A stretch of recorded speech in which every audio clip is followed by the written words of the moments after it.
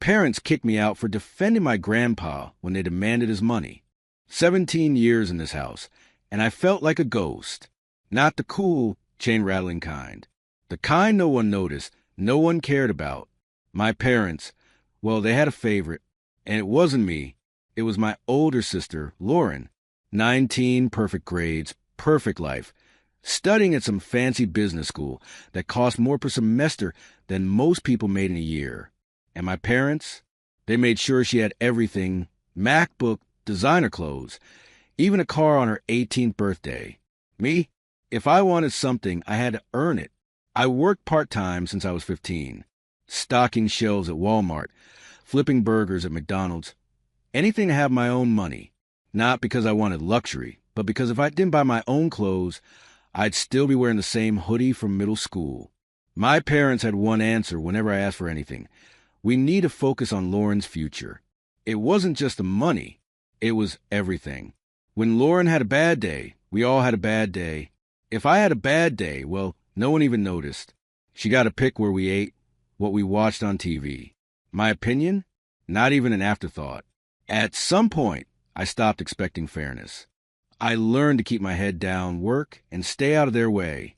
The house was nice, 4 bedrooms, big backyard, the kind of place that looked good in real estate photos. But inside, it was just a Lauren shrine. Photos of her achievements everywhere, certificates framed, her childhood trophies dusted and displayed like she won the Super Bowl. I had a few soccer medals from when I was 10. They were in a box in the garage. Lauren's room was like a high-end boutique. Floor-to-ceiling mirror, white furniture that somehow never had a single scratch, walls decorated with trendy prints she got off Etsy. My room, a twin bed that creaked every time I moved, a desk I found on the curb down the street, and posters from when I was 13. The kind that screamed, "This person peaked in middle school." Then came college applications. I knew my parents weren't rolling in cash, so I wasn't aiming for anything crazy, just a decent state school. I brought it up at dinner, hopeful for once. Maybe, just maybe, they'd consider helping me like they did Lauren. Nope. Mom and Dad exchanged a look, and then came the speech. Lauren's education was an investment, but if I wanted to go to college, I needed to work more hours, take out loans, figure it out. Oh, and starting now, I needed to pitch in for rent and utilities because money is tight. Money was tight? Funny, it didn't seem tight when Lauren wanted a weekend trip to New York, or when she needed new AirPods because she lost her last pair. But me, I had to contribute. And if I didn't want to, then maybe it's time you find your own place. That night, lying in bed, I stared at the ceiling and tried to imagine a future here. Working myself to death, handing half my paycheck to my parents, watching Lauren coast through life while I scraped by. The idea made me feel sick. The next morning, I grabbed a Pop-Tart, barely got 2 bites in before Mom reminded me I owed for last month's electric bill. Lauren walked in, still half asleep, grabbed a Starbucks Frappuccino from the fridge, because of course she had special drinks just for her, and no one asked her for a dime. I asked why she wasn't paying anything. Mom looked at me like I just spoke another language. "She's focused on school," she said. "You should be grateful you even have a roof over your head." Grateful? For what? Being an unpaid tenant in my own house? Then there was Dad. I walked in on him one night, staring at our gas bill like it was a court summons. He sighed, rubbed his temples, then turned to me. "You know, son, every little bit helps." I wanted to tell him every little bit had already gone into Lauren's pocket, but I swallowed it, because that was how things worked here. Mom started leaving notes on the fridge.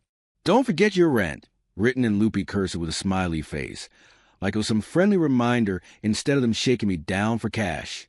Meanwhile, Lauren got "Have a great day, sweetheart," written in pink marker next to a Starbucks gift card. I got desperate, picked up extra shifts, even took on one of those late-night janitor gigs at a mall. Cleaning up food court disasters at 2 a.m. really makes you rethink your life choices. One night, I found myself scrubbing ketchup off a table, and I just thought, is this it? Is this what I'm supposed to be? I needed out. There was only one person in my life who ever made me feel like I mattered, my grandfather. He lived out in Oregon on a small farm in the middle of nowhere. I didn't get to see him much, but when I did, it was like stepping into another world. No judgment, no expectations. Just fresh air, acres of land, and the kind of peace I never found at home. He had pigs. A whole bunch of them. I'd help him feed them when I visited. It was messy work, but I didn't mind. Out there, I wasn't just some extra body taking up space. I was useful, valued, and right now, that sounded better than anything my so-called home had to offer. I wasn't sure yet, but the thought was growing, leaving, cutting ties, focusing on my own future instead of feeding into the never-ending Lauren Appreciation Society. I had a choice, stay and be nothing or leave and see if I could finally be something. I just needed to figure out how to make it happen. When my parents invited Grandpa over for a family discussion, I knew something was off. They never invited him unless they wanted something. I figured maybe they wanted him to co-sign another loan or guilt-trip him into paying for something. But what actually happened? That was next-level greed. Grandpa showed up in his usual way, jeans, flannel shirt, and a cap from some random farm equipment brand. The man never dressed up, never put on a show. He was just himself, and I respected that. My parents, on the other hand, were on their best behavior, acting like they were the perfect family. Mom even cooked a full dinner, roast chicken, mashed potatoes, biscuits, the works. The last time we had a meal this nice was probably Lauren's birthday, and that wasn't a coincidence. The moment we all sat down, I could tell this wasn't just a friendly family dinner. My parents were laying on thick, asking Grandpa how he was doing, telling him how much they missed him, acting like they cared about his well-being. Even Lauren was pretending to be interested, nodding along while she scrolled through her phone like she was half listening. I wanted to believe they had good intentions, but I knew them too well. This was an act. And then, right when dessert was served, they dropped the bomb. They wanted Grandpa to sell his farm. Not just the farm, the land, the house, everything. The money, they said, would go toward investing in Lauren's future. Tuition, a new place for her to live, maybe even some extra for a down payment on a house when she graduated. And as for Grandpa, they suggested he move into a cozy little apartment in town where they would help take care of him. I felt like I had been punched in the gut. They weren't just asking for money. They were asking him to give up his entire life for Lauren. Grandpa just sat there, quiet, stirring his coffee. I knew that look. He was thinking, processing. He wasn't the kind of man to explode in anger, but I could see the disappointment in his face. He told them no, said he wasn't selling. That land had been his home for decades. It was where he lived with Grandma before she passed. It was where he planned to stay until the end. He said he worked too hard to let it go for some real estate deal disguised as family support. That's when my parents lost it. Mom started saying he didn't care about us, that he was selfish, that he was just sitting on money that could help his family. Dad went further, calling him an old fool who didn't understand how the world worked anymore. Even Lauren chimed in, saying he was holding her back from achieving her dreams. It was disgusting. I couldn't take it anymore. I slammed my fork down so hard it clattered against my plate, told them they were unbelievable, that Grandpa had done more for this family than they ever had, that they had no respect for him, only greed. Dad turned his anger toward me then, said if I felt that way, maybe I should leave with Grandpa, go live on the farm, take care of the pigs. Since you seem to care about them so much more than your own family. That's when I made my choice. Right then and there, I looked at Grandpa. He gave me a small nod, like he already knew what I was about to say. I pushed my chair back, stood up, and told him I was done, that I'd rather be with the pigs and stay one more minute in this house full of selfish, greedy people. Mom started crying, not because she was sad, but because her manipulation tactics weren't working. Dad was fuming. Lauren just smirked, like she had already won. I could practically hear her thinking, good riddance. I packed my backpack, threw in a few clothes, my phone charger, whatever I could grab in a few minutes. I wasn't going to give them the satisfaction of watching me hesitate. As I walked out the door, Lauren called after me, laughing. Good luck, swine boy. Hope you enjoy shoveling pig mess for the rest of your life." Grandpa didn't say much as we walked to his truck. He didn't need to. He just patted my shoulder, and that was enough. We drove through the city streets in silence for a while. The lights of the strip malls and fast food joints blurred past us. I realized I didn't feel scared. I felt relieved, like a weight had been lifted. Halfway through the drive, Grandpa pulled into a gas station. He went inside and came back with 2 sodas and a bag of beef jerky, handed me one and said, "Figured you could use something to chew on while we plan your new life." I cracked open the soda and took a sip. It tasted better than anything I ever had in that house. As we got back on the road, I realized I wasn't just running away. I was moving forward. We kept driving, passing through small towns I'd never noticed before. At one point, we stopped at a roadside diner, one of those old-school places with checkered floors and waitresses who called you "Hun." Grandpa ordered black coffee and a slice of pie. I got a burger that tasted better than anything Mom had cooked in years. As we sat there, Grandpa finally looked at me and said, "You really ready for farm life?" I nodded, more than ever. He smiled a slow, knowing smile and sipped his coffee. "Good, 'cause those pigs aren't going to feed themselves." I laughed. For the first time in years, I felt like I was exactly where I was supposed to be. The drive to the farm took longer than I expected. The further we got from the city, the quieter it became. No traffic, no honking cars, just miles of open fields. At some point, I rolled down the window, letting the fresh air fill my lungs. It smelled different out here, cleaner, simpler, like a place where I could finally breathe. We stopped one last time before the farm, at an old gas station with a single pump and a tiny convenience store. Grandpa grabbed some supplies, bread, milk, and a couple of snacks. The guy behind the counter knew him by name. They talked for a bit, joking around like old friends. It hit me then, out here, people actually knew each other. It wasn't like back home, where everyone was too busy pretending to care. Back in the truck, Grandpa glanced over at me. "You sure you're ready for this? It's not easy work." I grinned. I'd take shoveling pig mess over dealing with my parents any day. Grandpa laughed. "That's the spirit." As we pulled up to the farm, I realized I had no idea what tomorrow would look like. But for the first time in my life, that didn't scare me. It excited me. The drive to Grandpa's farm felt like crossing into another world. The further we got from the city, the quieter it became. No honking cars, no towering buildings, just miles of open land. It smelled different too, fresh, earthy, like the air had never been touched by exhaust fumes.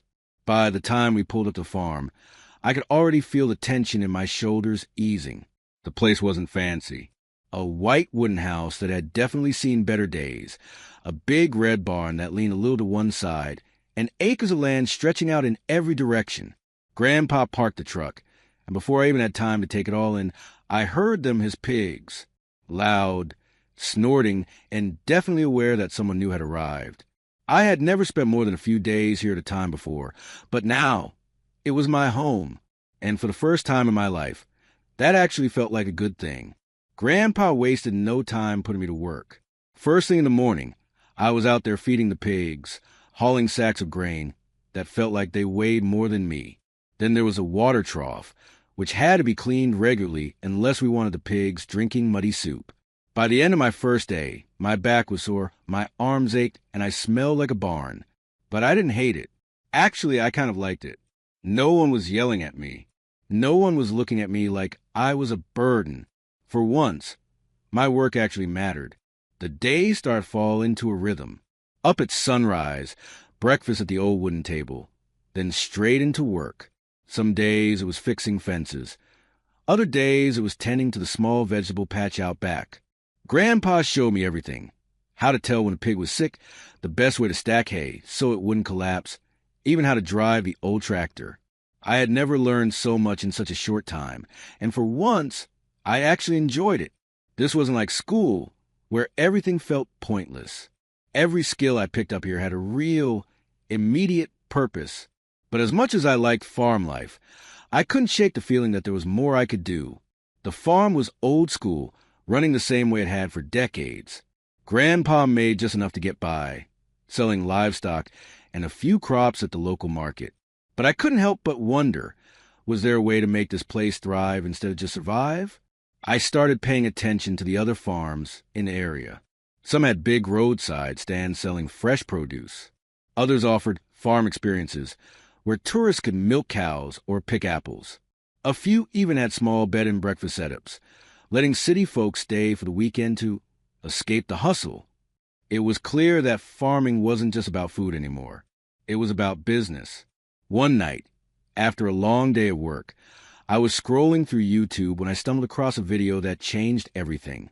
It was about truffles, those rare underground mushrooms that fancy chefs lose their minds over. I had heard of them before, but I never really thought about where they came from. Turns out, truffles weren't just some European thing. They actually grew right here in Oregon, and they were worth a fortune. The numbers blew my mind.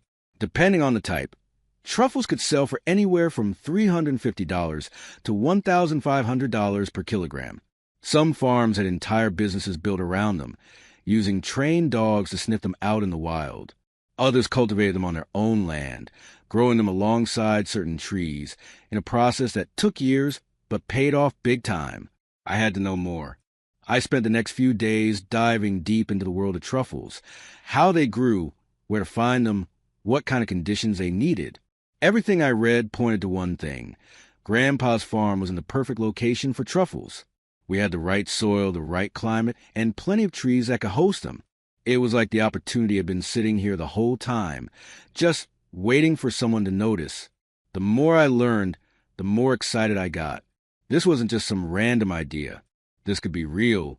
This could be a way to turn the farm into something bigger, something profitable. I wasn't sure if Grandpa would go for it. He was old school, and this was definitely not traditional farming. But when I finally told him about it, I saw something in his face I hadn't expected. Interest. Real, genuine interest.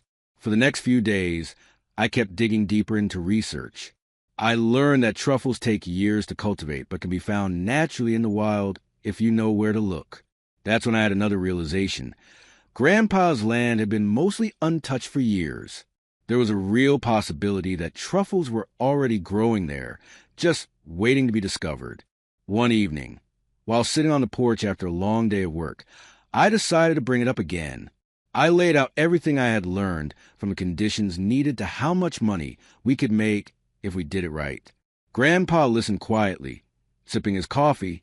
Then, finally, he nodded. He told me that change wasn't a bad thing, but had to be done right. If we were going to do this, we needed to be smart about it. That meant testing the land, finding the right partners, and making sure we weren't diving into something blind. For the first time in my life, I felt like I was onto something big. And this time, I wasn't just following someone else's plan. I was creating my own future. The more I read about truffles, the more convinced I became that this wasn't just some wild idea. It was a real opportunity. But I needed more than just online research. I needed to see it in action, talk to someone who was already doing it. That's when I found out about a farm a couple of hours away that specialized in truffles. They had been in the business for years, and for what I could tell, they were making serious money. I reached out, expecting to get ignored or brushed off. Instead, they got back to me within a day, saying I could come by and talk to the owner. That was all I needed.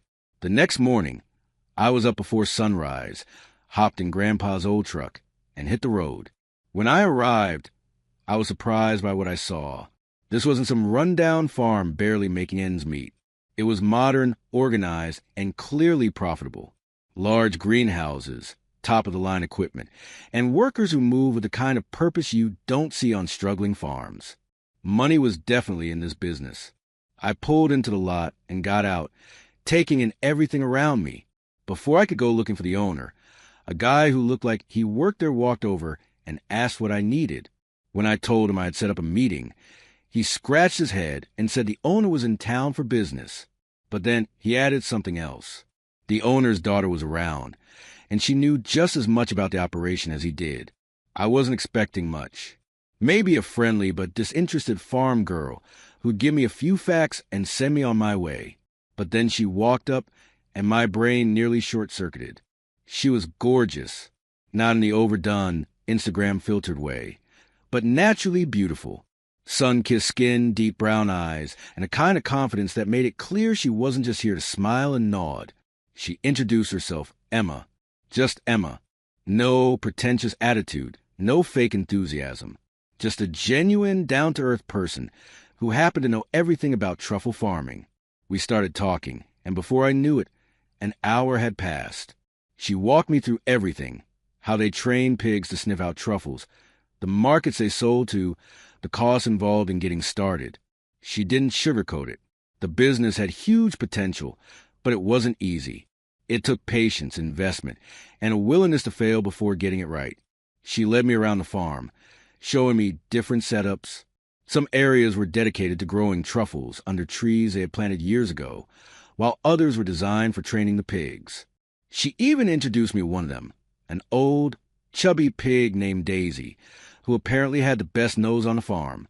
Daisy sniffed at my boots before snorting and waddling away, unimpressed. Emma laughed, saying that meant I wasn't hiding any truffles on me. I pretended not to be offended. I soaked in every word, taking mental notes on things I hadn't even considered. By the time we wrapped up, I wasn't just excited about truffles. I was excited about the idea of seeing her again. Before I left, we exchanged numbers. She told me people around here looked out for each other, and if I ever needed advice, she'd be happy to help. I wasn't sure if she was just being polite, but something about the way she said it felt genuine. On the way back, I stopped at a gas station to grab a drink and check my notes. My brain was spinning with possibilities. The cost, the timeline, the risks. It was all a lot. But for the first time in a long time, I actually felt like I had a plan. Not just a daydream, but something real, something I could build. By the time I pulled into the farm, Grandpa was waiting on the porch, rocking his old chair like he had all the time in the world. I told him everything. The farm, the process, the costs. I expected some hesitation, maybe even doubt. Instead, he nodded, thinking it over. Then, to my surprise, he said he was in. He didn't have much, but he was willing to take out a loan if it meant giving this a real shot. That's when I knew we weren't just playing around. We were really doing this. Buying everything needed for the truffle business felt like assembling pieces of a giant puzzle. Every day, I had deliveries coming in, special store containers for truffles, equipment for properly curing and preserving them, even a few books on advanced cultivation techniques. It wasn't just about finding the truffles. It was about making sure they were stored and sold at the highest quality possible. Emma was there through all of it. She helped me set up the storage room, explained the details of quality grading, and even taught me a few tricks about handling truffles so they wouldn't lose their value. She spent more time at the farm than I expected, and I wasn't complaining. But one problem still remained: finding a trained truffle hunting pig. The best pigs weren't cheap. I searched online and found that a well-trained truffle pig could cost thousands of dollars. It wasn't something I could afford just yet. I called Emma to ask if she had any ideas. She told me to give her a little time. She'd talk to her dad and see what they could do. A few days later, I heard the sound of an engine rolling up the driveway. I walked outside just in time to see Emma pulling up in a blue Ford F-150, a playful grin on her face. In the back of the truck, standing calmly in a crate, was a large, brown pig. She hopped out and leaned against the truck. "Got you a little something." I couldn't believe it. She and her dad had gotten me a fully trained truffle pig. She opened the crate, and the pig stepped down like she already owned the place. Emma laughed, explaining that her name was Maggie and that she had been trained since she was a piglet to sniff out truffles. It was their gift to me, an investment in my success. The next morning, I took Maggie out to the land behind Grandpa's house. 5 full hectares of untouched forest. I had no idea if we'd actually find anything, but I figured it was worth a shot. Maggie sniffed around, circling trees, digging here and there, but finding nothing at first. Then, after about an hour, she froze near the base of an old oak tree. She started pawing at the dirt, and when I got closer, I saw it, my first truffle, dark, round, and unmistakable. I picked it up, holding it in my hand like a piece of treasure. It wasn't just about the money. It was about proving that this idea wasn't crazy, that all the work, all the planning, was leading somewhere. Emma was there when I got back. I barely had time to show her before she pulled out her phone and started making calls. Within a few days, she had introduced me to wholesale buyers, and my first month in the business brought in over $5,000. And that was just from searching less than 10% of our land. With that money, I reinvested in the farm. I bought 2 more trained pigs and hired a couple workers to help expand the operation.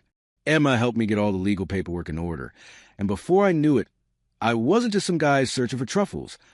I was the owner of a legitimate business. A year passed, and the business exploded. We made over $500,000 in profit, and that was just the beginning. I expanded operations, bought more land, and built proper facilities. I had gone from being a guy with a crazy idea to running one of the most successful truffle farms in the state. During that time, Emma and I grew closer. It wasn't just about work anymore. We spent every moment we could together, and one evening, under the stars, I proposed. She said yes. 6 months later, we got married. The wedding was small but perfect, filled with friends, neighbors, and other farmers who had supported us along the way. My family wasn't there. I didn't invite them. 3 years later, our business had grown into a multi-million-dollar operation. We built a modern facility on the farm, added new technology, and even started a side business offering truffle hunting experiences for tourists. We had it all, a thriving business, a beautiful home near the lake, and Grandpa living with us to see it all happen. Then one morning, everything changed. Grandpa passed away in his sleep. He was 88 years old. Even though he had lived a full life, it still hit me hard. He had been my only real family, the one person who had believed in me when no one else did. I had to call my parents. Even though we hadn't spoken in years, I knew they needed to be told. When I finally got them on the phone, their reaction was cold. No grief, no sadness, just one question. When is the reading of the will? That's when I knew. They didn't care about Grandpa. They only cared about what they might get from him. And that's where the real battle was about to begin. The day of the will reading arrived faster than I expected. My parents and Lauren showed up, clearly expecting something big. I could see it in their faces, the calculation, the anticipation. They hadn't set foot on this farm in years, but now that there was money involved, suddenly they cared. They didn't say much at first. They were too busy taking it all in. The last time they saw this place, it was just Grandpa's simple farm, functional but outdated. Now it was a full-scale modern truffle operation. State-of-the-art storage facilities, automated irrigation, employees working efficiently across the land. The business was booming and it showed. Laura was the first to break the silence. She turned to me, her voice almost hesitant. "How did you do all this?" I smiled. "Swines helped me." She didn't get the joke at first. Then she scowled, realizing I wasn't just talking about the pigs. We walked into the lawyer's office, where everything was about to be made official. My parents sat upright, hands folded like they were about to receive a Lifetime Achievement Award. Lauren checked her nails, pretending to be uninterested, but I knew better. The lawyer began reading Grandpa's final will. And then it happened. Everything, the farm, the land, the business, was left to me, every single acre, every asset. My parents and Lauren got nothing. Silence. Then an explosion. My mom went pale before turning red. My dad shot up from his chair, pointing a finger at the lawyer like he had misread something. Lauren's mouth dropped open, but no words came out. Then came the accusations. My dad said I must have manipulated Grandpa into cutting them out. Mom shrieked that I had stolen her inheritance. Lauren demanded to know how this was possible. I didn't yell. I didn't argue. I just looked at them and reminded them of one simple fact. They had kicked Grandpa out. They had kicked me out. And now they had the audacity to act surprised that Grandpa left them nothing? They didn't like that answer. My dad threatened legal action, said he would fight this in court. I laughed. "Go ahead. Waste your money on lawyers. You'll lose." Mom tried the emotional angle, saying we were still family, that Grandpa would have wanted us to stick together. I reminded her that the last time she saw Grandpa, she called him selfish for not selling his farm to fund Lauren's future. That shut her up real quick. Lauren just glared at me. "You think you're better than us now?" "No," I said, standing up. "I just think I'm better off without you." I had the lawyer escort them out. As they left, my dad made one last attempt, saying I'd regret this, that I'd realize one day that family is all that matters. I watched them go, knowing I'd never regret a thing. Life moved forward. Emma and I expanded the business, pushing into new international markets. We traveled, explored, and enjoyed the freedom that success brought. The farm ran smoothly under a team of professionals, leaving me with the time to focus on growth instead of day-to-day labor. We built a second facility in California, partnered with gourmet chefs across the country, and even started exporting truffles overseas. The business had become bigger than anything I had imagined.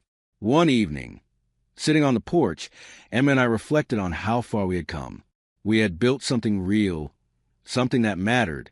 The farm was no longer just a business. It was a legacy. We talked about expanding even further, maybe starting a truffle-based culinary experience for tourists or branching into high-end restaurant partnerships in Europe. A few months later, we bought a vacation home in Italy, right in the heart of another truffle region. We spent part of the year there, making connections, enjoying life, and truly experiencing the fruits of our labor. The irony wasn't lost on me. My parents always thought success came from expensive schools and the right connections. Turns out, all I needed was an idea, a little grit, and the right people by my side. Looking back, I realized something. My parents had spent their whole lives chasing money, sacrificing relationships along the way. But real success wasn't about wealth. It was about freedom, purpose, and surrounding yourself with the right people. I had lost a family, but I had built something better, and I wouldn't change a single thing.